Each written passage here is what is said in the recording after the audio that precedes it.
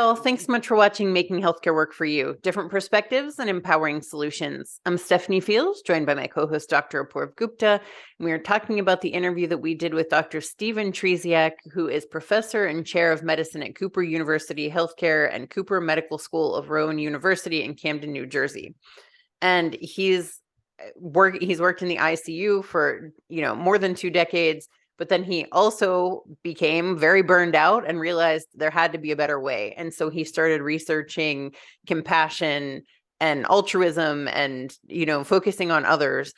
And so his first book, Compassionomics, was about healthcare and how to change this and just transform it, really, because he said, I thought it was really interesting that in the third year of medical school, they said, don't care too much.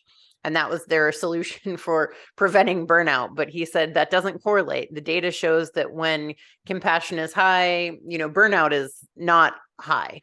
And so he shared his own personal story of burnout and then how he came through that by implementing compassion, which is something also, interestingly enough, that can be learned, because I think that's something that so many people, it's like, oh, you're that type of person or you're not.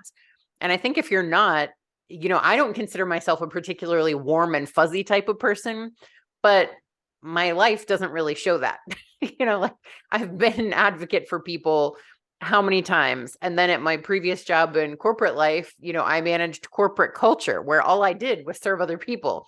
So, maybe it can be learned. I don't think it's something that you're stuck in that. And so when he was talking about how it can be learned, and in Wonder Drug, he actually said, it can be in as little as 16 minutes a day on average by doing these things to serve others. But it's interesting in the healthcare field, Compassionomics, because those people inherently are serving people every day. That is their whole job. You can't be a doctor and not serve people, right? You'd be fired. Like, nope, not today.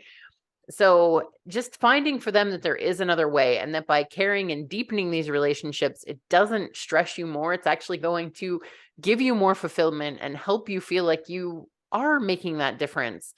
And then you can go on and live other parts of your life more fully too, because you're not so drained by all these other things happening peripherally at work. Apoorv, what were your standouts from this? Yeah, I'm laughing here, Stephanie, because I'm resonating with your words. You're saying, well, you're not a touchy-feely person, which is sort of interesting.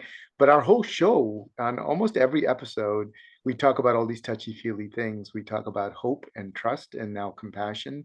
And it's so remarkable that both of us resonate so deeply with those values. So obviously, they must be coming out in you in myriads of ways, even if you don't feel that they are necessarily particularly a skill that you have. But as Stephen was telling us, these are not fixed traits. I love the way in which he kind of started off the journey. He's not necessarily a researcher in compassion, and he wasn't a worker in that field coming from the critical care space. He simply took it on as a research project to help prove that there were different solutions for this incredible crisis that healthcare is facing. So, what a personal journey of transformation for Stephen. It's amazing. It's not just research that he then undertook to show that, hey, there's incredible volume of literature that shows that all the way in which we've been training ourselves and teaching ourselves over the last several decades isn't correct. But then he applied it. He actually stepped into it and he took that message and he started acting differently in his relationships with his colleagues and with his patients. And lo and behold, what he's found over the course of that journey is that it's improved the way in which he himself feels about himself and his profession and his patients. So it works. I mean, he's a perfect example of someone who can show you as an N of one.